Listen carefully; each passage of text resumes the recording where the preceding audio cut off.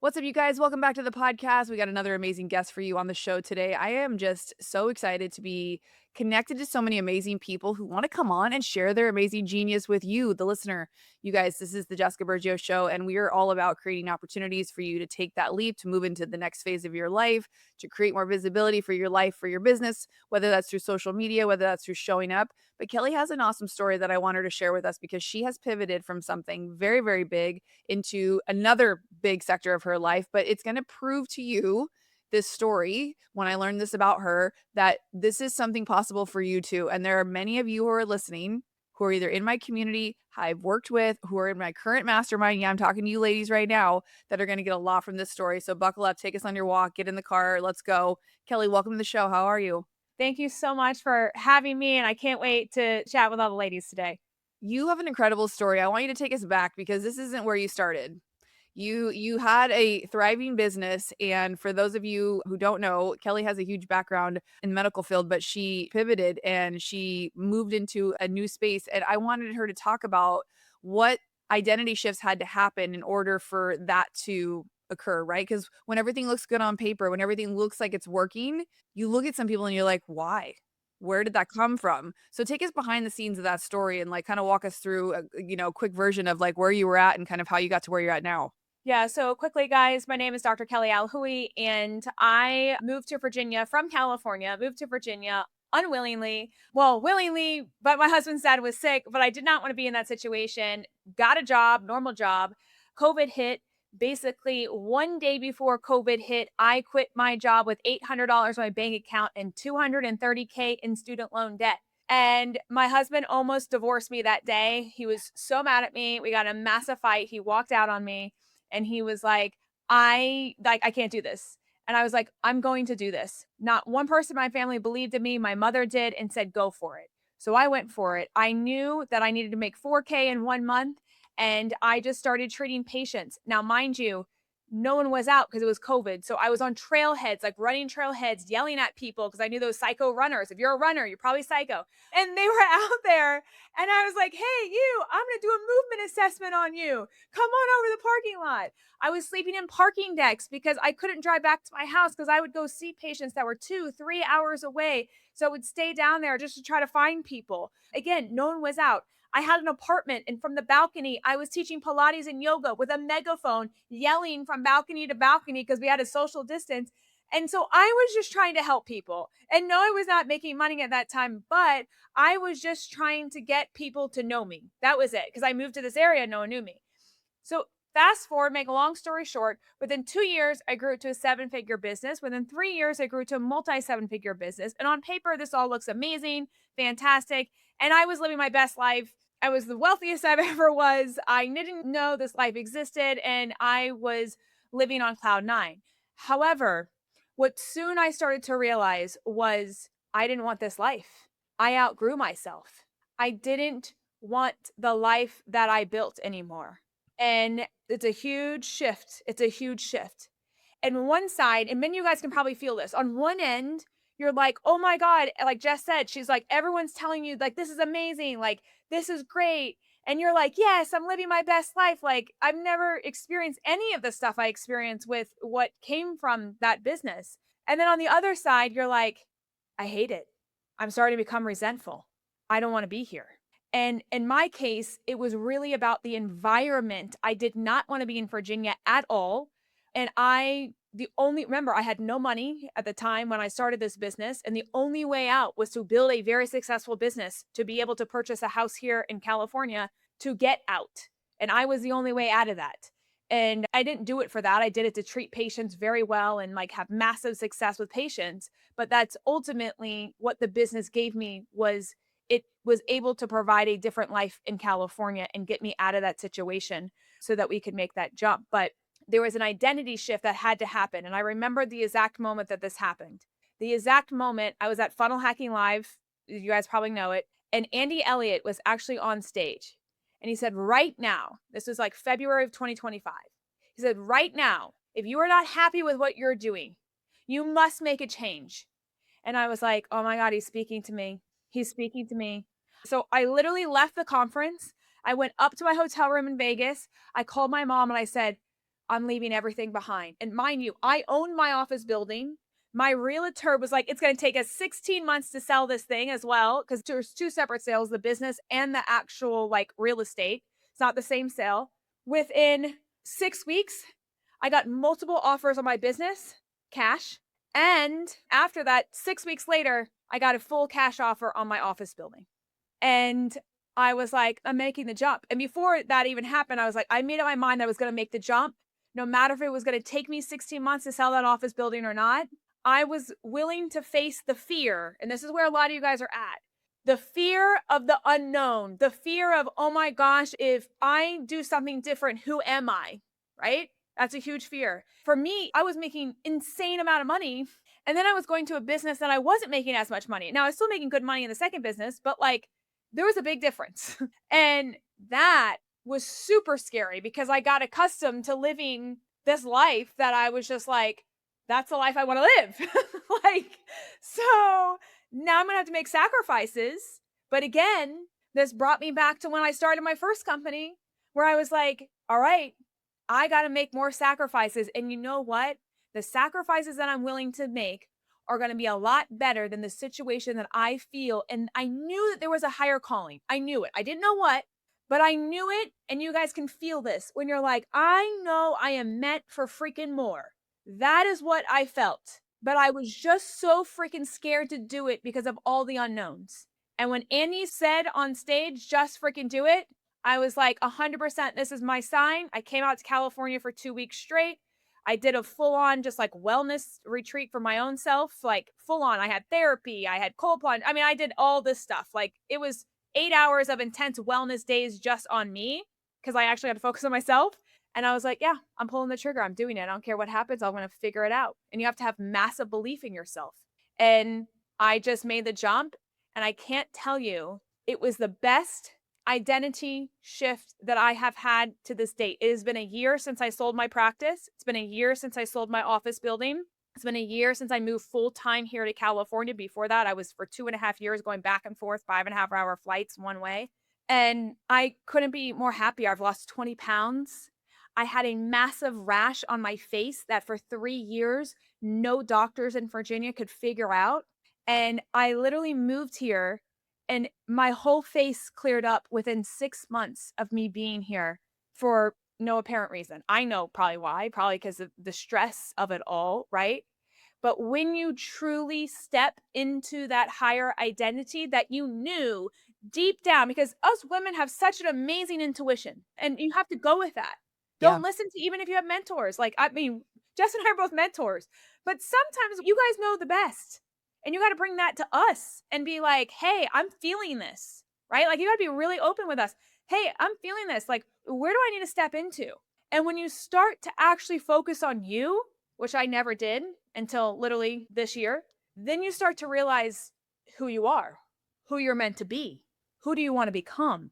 And all those things add up to the new higher version of yourself that then is going to take whatever business that you decide to step into to the next level. And that's when you should not be as scared because you're going to elevate you. You guys see why I love her. I mean, we could just put pause on that right there because you're speaking to so many people right now. And I know that that is such a scary place to be when that voice that you've probably been listening to has been mumbling and she's been kind of like yelling a little bit. And now she's probably screaming, whether that looks like a rash on your face, 20 extra pounds, Mhm. just being uncomfortable, chronically stressed out. My girlfriend literally texted me the other day that she went to the doctors for like chest pains. She's my age, she's 45. And she was like, just to be sure, she's like, it came back pretty clear. I'm like, in my mind, I'm like, yeah, it's stress. You have 3 children. You run a huge tax business and another business, and you're married, and you go to every single baseball game, and like love your kids. Like you do all these things. You're there for everybody. And I know for a fact she doesn't practice any form of self care other than maybe cracking a drink and on the weekends and trying to take a, mom's night out, which we all know that that's not really going to do the damn thing. But you are speaking to so many people again, like I shared with you before we hit, record on this, that I'm currently working with inside of House of Influence, the mastermind. And this was specifically the messaging and copy that I use because there's a specific woman who we're talking to right now. And if you're listening and this is you, I'm so glad that you're here because you have to hear from other people what they've gone through and almost believe that it's possible for you too, right? Like her sitting in the room and him saying that, yeah, you'd probably already thought that I need to make a change. I need to make a change. But in that moment, the energy was hyped. You were in the right environment to like fully embody that feeling of like, okay, it's now or never. Like I'm gonna keep festering with this idea or I'm gonna fucking take action. And that's why so many people go to those Tony Robbins events because they know it's gonna change their life. They know it's gonna literally change their DNA because he's rewiring your brain when you're in those environments, right? That your brain's starting to believe it because everyone around you is believing it and you're like drinking the Kool-Aid. And I'm like, if this is the way, give me more Kool-Aid. I'll drink this shit all day because otherwise we're in our old environments where everyone's telling us this is stupid, this is crazy. How could you give this up? Why would you leave all this? You work so hard for this. It was like when I walked away from my clientele years ago, people were like, what are you doing? Why is what in a way, it was almost like, "Why is this never enough? Like, why do you continue to wanna do more things?" And then it's like, "Oh, you're always pivoting. What's just doing now?" And it was never with an endearing tone. It was always like, "What are you doing now?" Or where are we going now?" And I'm like, "Am I the only person that thinks like this? Am I the one? Am I the problem?" And I'm like, "I'm in California. I live in San Diego. I see the large homes that are spread throughout the nicer parts of San Diego and in LA. I'm like, the people that are working to live in these homes are not complacent type people. There might be some old money, old family money, sure. But I'm talking about the real wealth builders, the people that are actually taking action. There has to be some level of risk. And sometimes that means giving up good or really good for the opportunity for something fucking great. And so I know how hard it is to shell out 300, 3,000, $10,000 to get in rooms with other people so that your environment actually supports where you want to go.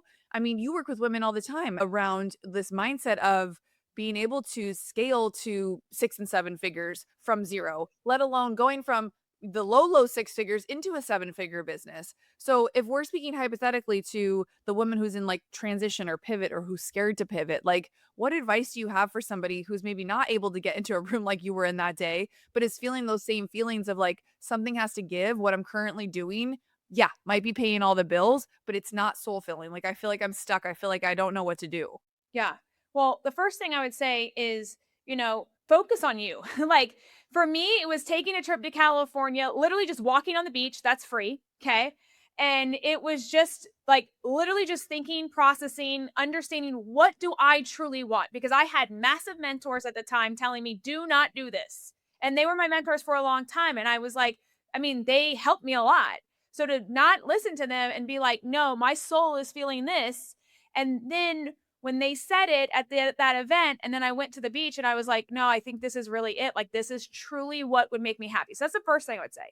Number one, ask yourself, like, really, truly, like, whatever your brain is saying, write it down on a piece of paper because you need to get your thoughts out of your head so you don't think, well, that's not maybe true. Write it down. So that's the first thing I would say is what makes me happy. The second thing I would do is like, what also brings me peace? Like, what is something that I could do that I want to step into, no matter if it's making me money right now or not, that I would absolutely love doing? Because I know this about people, especially from coaching many women, is if you love doing it, then you integrate it into your life. And it's not like a work thing and it's not like, oh, this is business. No, it's all an integration. I always say there's no work-life balance.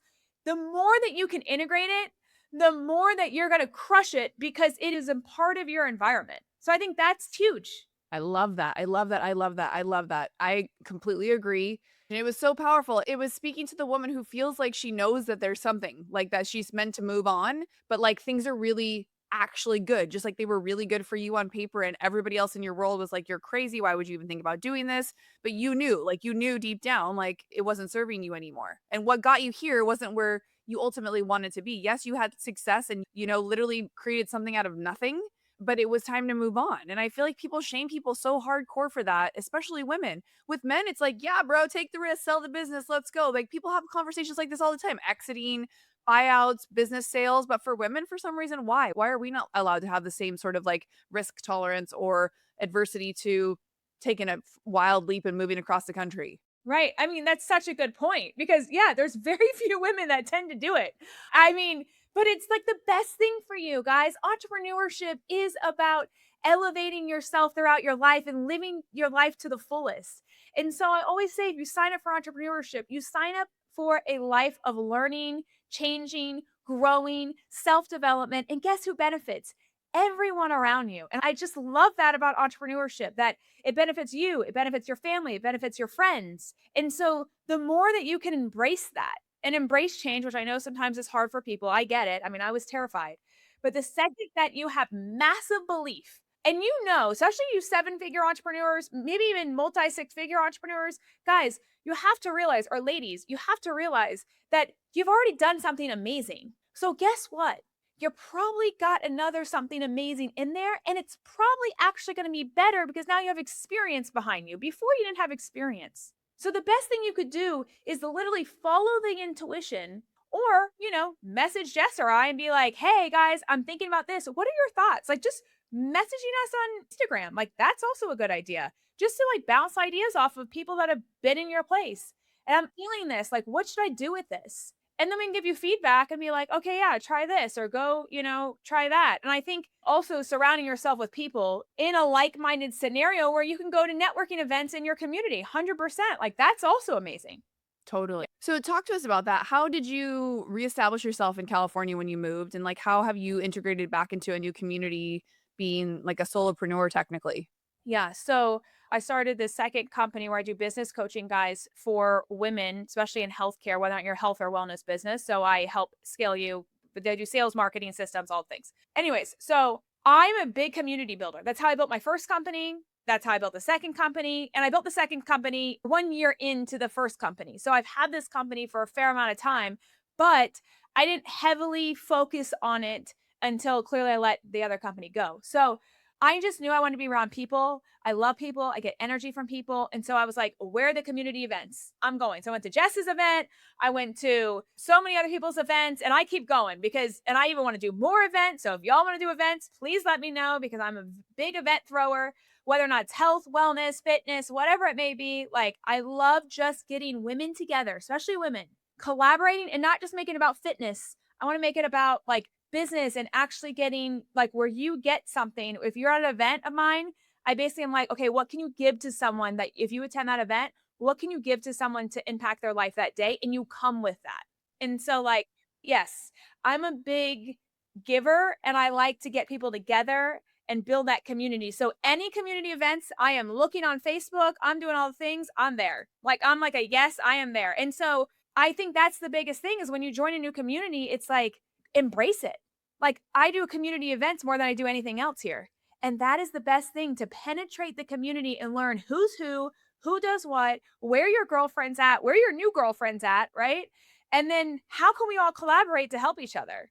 And so I think that's been like the coolest thing about building this business, especially here in San Diego. Everyone here is so collaborative. So I love it.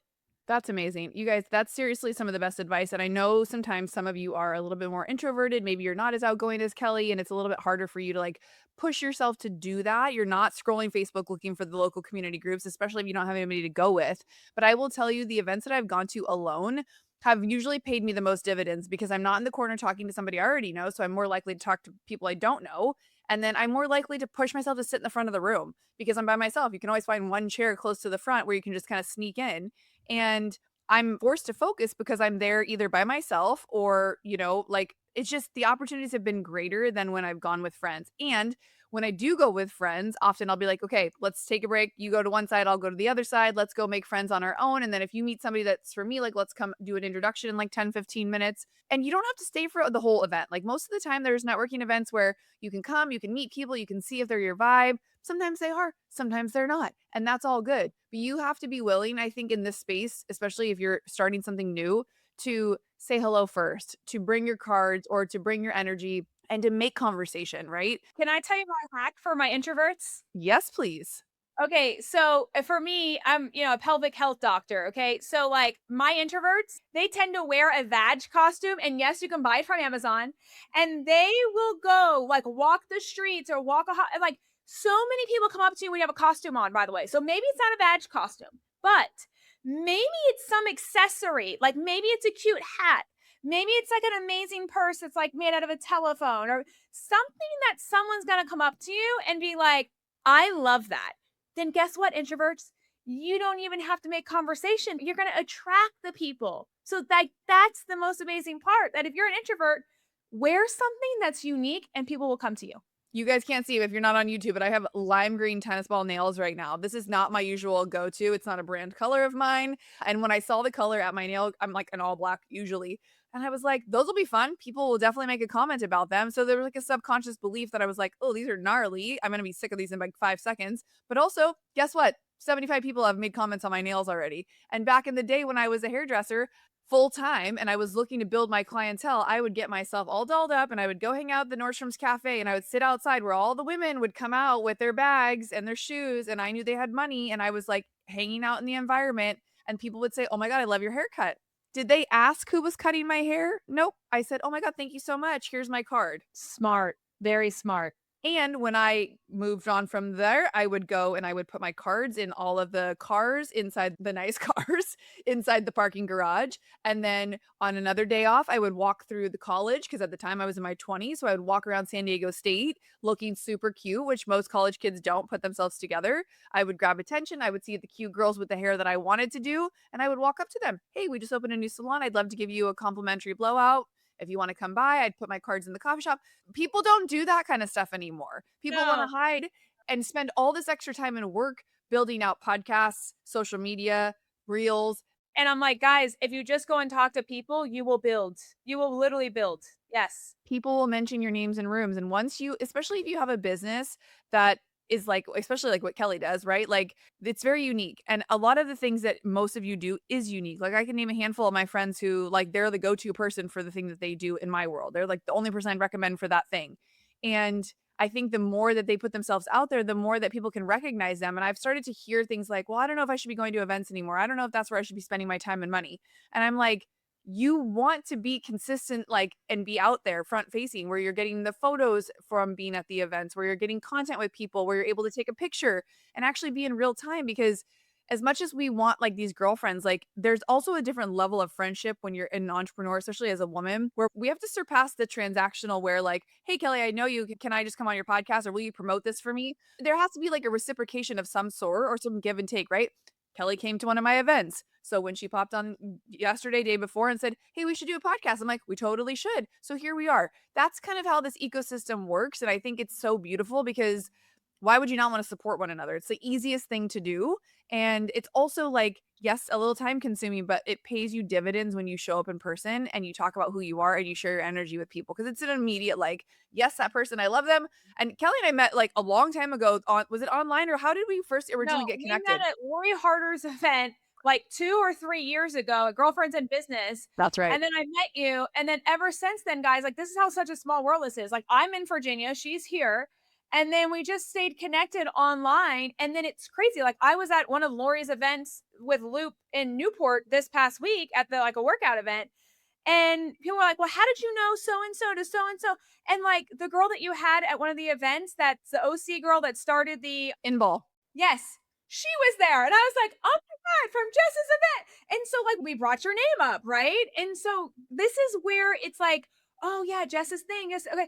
And so, it's just your name keeps coming up. So, it's just like the circles. And that's how I know I'm like, okay, these are my people. Like, when you know your people, you know your people, you know? And it's just So cool cool. to that no, there was no money exchanged or whatever, right? But it was just like, yes, like these are your people. And that's what you want to build. I don't know. That makes me excited. Yeah. Seriously, I know. I saw Lori is doing an event up near Inball, and so I sent her the ticket for the event, and she's like, "Oh, well, are you going this weekend?" And I was like, "What's going on this weekend?" So I missed a different one that you guys got to go to, and I was like so bummed. But I sent, and that's the thing, Lori. Like I saw this other event that she's doing, like a live podcast or some kind of something or other. Oh, So yeah. I grabbed a ticket and I sent that link to everybody I know. Like Lori doesn't know I sent it to everybody. I mean, screenshotted and said, "I'm coming. I can't wait to see you." And she's like, "Oh my god, so awesome!" And I literally sent it to like 15 people that I knew that lived in Orange County because I was like, "Why would I not want to see my friends? What a great Right. event to go to!" So hopefully you are going to go to that event too. And that's you guys. This is literally how this kind of stuff works. And if you are really seeking, Mhm. sisterhood in the entrepreneur space and women who are doing the things too, you got to be showing up. You got to be doing things. And like this event was like $100. Like it's not like we're investing thousands of dollars. Girlfriends in Business, that one we did, that was $1,000 day. And that was worth it. I feel like there's certain rooms that are elevated that are worth paying to be in. Like my mastermind's a couple $1,000s for the, 5.5 month container. It's all virtual. But in that, you get like the committed people who are willing to show up on these calls, willing to do the work. And, I know for you too, mentorship's been a huge thing for you. What got you into feeling confident and comfortable hiring out and having mentors in your life for your business? Well, the first thing, and I can say this to everyone, I was not comfortable at all because I grew up very poor, single mom, 3 kids, and basically I had no money in my bank account, like I told you guys. I had, 230K in debt. And so my first ever mentor when I started my business was 3K. And that's when my husband literally almost left me. I put that on a credit card. I didn't even know what a credit card. I didn't have a credit card until I was 34 years old, guys. I didn't even know what it was because my parents didn't teach me anything about money. So I got a credit card, put that on there. I was terrified. 3K. And within like, that was also a push. Within like 3 months, I paid that off.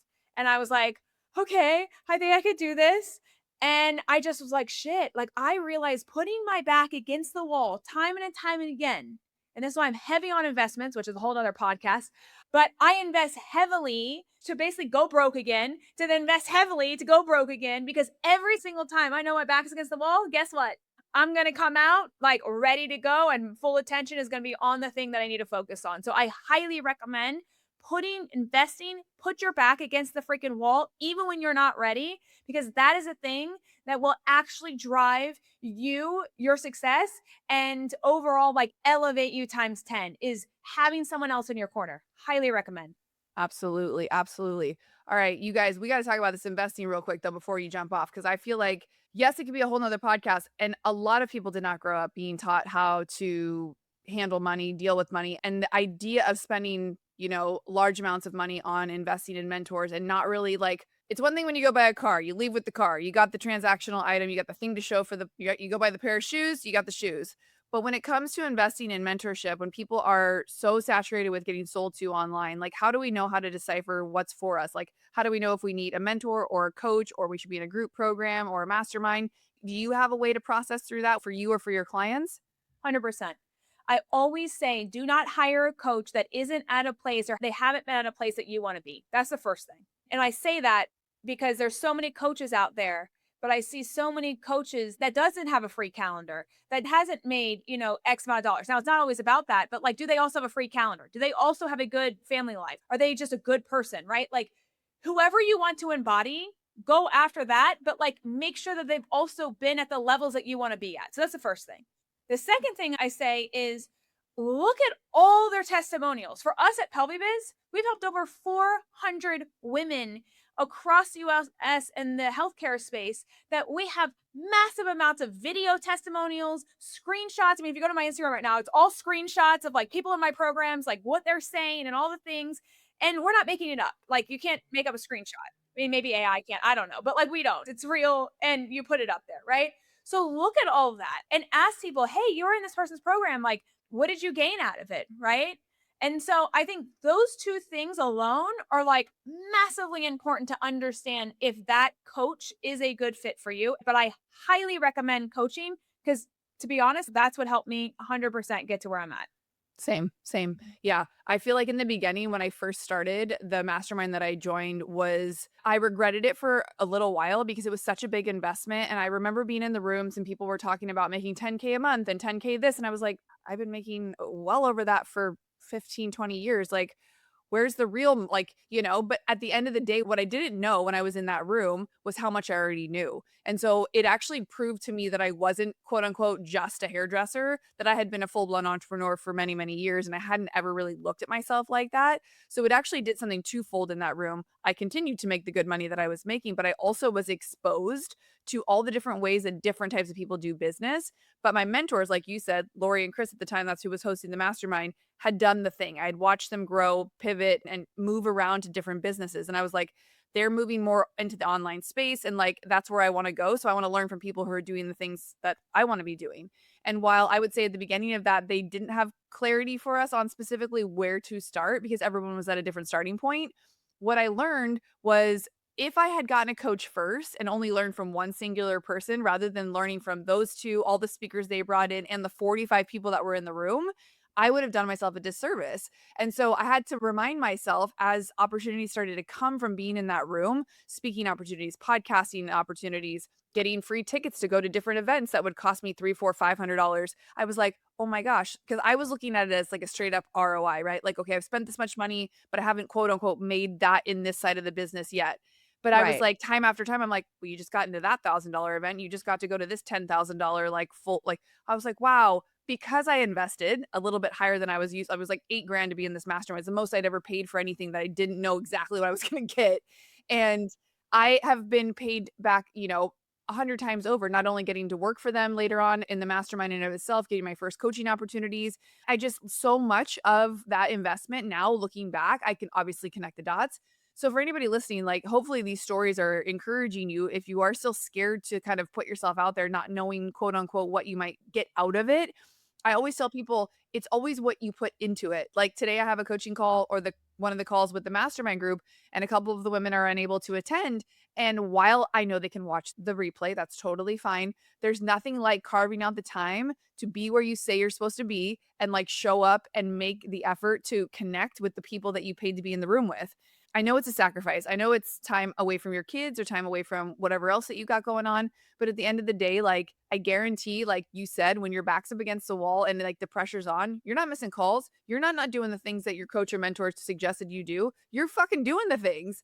And so to anybody who's not getting the results that they want, like I had a girl who wanted to join the mastermind and immediately there was like these excuses that she was sharing with me of like what has happened in her previous coaching experience with the different people. And at first I kind of heard it, but then it sunk in by the third time she kind of shared like a same but different story.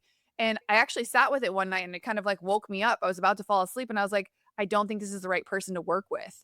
I don't think this container is the right one for her. And so while I didn't make that $3,500 from her investing, I saved the room and myself peace for the next 5.5 months. So back to what you said earlier about what brings you peace. How do you protect and facilitate a room where everyone else is going to benefit because you made the choice to have boundaries around what you were willing to like tolerate and or allowed to come into the space. Now could she have benefited from the room? Probably. Could there have been some things I could have managed and figured out? Yes. But I think as you're in this game longer you quickly realize like it's not always about the money, it's about the impact. And so that was an interesting aha that I had for myself where I was like, ooh, I still have to do hard things even on this side. It's not always about investing, but it's about like making sure that like you are protecting the thing that you're creating. I mean, that's amazing. Yes, you really have to. And that's how you know you are a boss when you're like, you know what? I can. Because you know, those people, they're going to complain, or I should say complain. They're going to blame. It's not complain. They're going to blame something else. And to me, that's immediate red flag, no matter whoever was the coach, because I just can see it from, I mean, I've just worked with a lot of people just like you, and I could just see it when that happens. I'm like, you had to get something out of it. Like, maybe it wasn't, yeah, up to your standard, but something's gotta happen, you know? So, yeah. Yeah, I think all these lessons that come through entrepreneurship are like the greatest lessons that you could ever learn in life because so many of them relate to your life too. Like being protective of like who you spend your time with. Same thing has happened with friendships over the years as I've leveled up and grown. Have you had experiences like that with female friendships and have had things kind of like be one way and then as you've leveled up or things have changed, like you've maybe lost friends or things have gone awry? So much. I mean, before I had this house here in California, I came out here for months at a time while my first business was running, without me. And I would rent out a house in downtown La Jolla and I'd be here for months. And last time that I ever spoke to my best friends, I flew them out here. They came out and they were with me for a week. And all they wanted to do, their moms, no, I mean, nothing against moms, but they just wanted to get away from their kids and like have a good time and drink like our old days and party like we used to in college. And I'm like, I can't do that anymore. I don't do that actually. And they had such a hard time with it. And I was just like, oh my gosh, just like, give me a break. And mind you, I was like putting on events out here at the time. And I was working, but like working on Pelby Biz business, not the first company.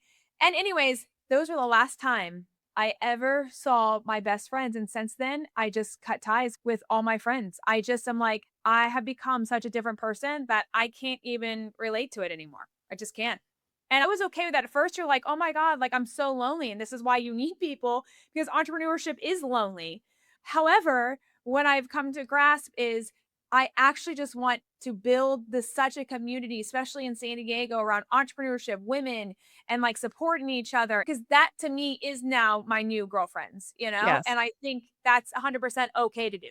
Mm, thank you for sharing that, and I'm glad you let me ask that. I just it's such a hard reality and such a harsh reality sometimes to have those experiences, and they can come from the form of, like, your old best friends or, like, new business partners, people that you work with or that you feel like you're gonna connect with, and then you have a falling out or a misunderstanding or you don't want the same thing at the end of the day. And I think at the end of the day, what's so sad and frustrating for me is that people sometimes are unwilling to have those conversations, and it's like, I feel like we compare men and women a lot, but I feel like men are less likely to avoid the hard conversations, whereas women sometimes do things in a way that you're like, if you had just said something, like, we could have had a conversation about it and all would have been well. And so that's happened to me recently. And I just was reminded again of the fragility of what you think you have sometimes with somebody and then what the reality could actually be because everyone's having a different experience and everyone's dealing with their own shit at home, right? So I've learned to not take things as personal, like, if it happens to me, but also I've learned to, like, be unapologetic with my boundaries too. Like, if someone asks something of me and I don't feel comfortable doing it, or I feel like they're just an asker, I'm like, "Yeah, I'm not available for that." And, it's interesting because it is hard to say no. It is hard to tell somebody no, but at the end of the day, like, you have to protect your brand. You have to protect, like, the authentic part of you that is now maybe different than you used to be or a different version that someone's used to dealing with. And it's hard. And I think, yeah, I do agree with you that I do feel at times entrepreneurship is lonely, but there's a lot of things that we got to do on our own because it's our vision, it's our mission, and no one else understands it but us. And so, you guys, if you are feeling lonely, if you are feeling disconnected, like hopefully you're listening to this podcast, and you feel a little more connected. Hopefully you are getting in people's worlds like Kelly and I. And if there are events, you're putting yourself in the room. If you want a list of events, just DM either of us, see what we're up to. If you're in Southern California, come hang out with us. We should have an event down here at Creative House, you and I, and put something together. Seriously, I'm so down. Yeah. Yes. All right, guys. Well, we'll put that together. We'll let you know when that's going to be. We'll talk about it and put the dates up on the calendar because I think bringing community together is a love language of both of ours. And we'll figure out something fun where we can have all the ladies get together here down at the space because it's something I'm needing too. Yeah, I love it. Me too. So Awesome. yeah. Okay. Where can people find you and connect with you on social? Okay, it's Pelvibiz, so it's Pelvibiz. Pelvibiz. You guys can just, send me a message on there, and that's the easiest way to find me. Yeah, go follow her on social. You guys can get the links in the show notes. You don't have to write that down while you're driving or walking. But, if you had any takeaways or aha moments or felt connected to part of whatever we were sharing today, please let us know or share it on social media. We love the support. And I can't wait for this episode to drop. I can't wait to connect with you again in the future and put together an event. You Let's do guys, an we love event, you. guys. Let's do Yes. it. All right. We will see you next week on the Jessica Burgio Show. Take care.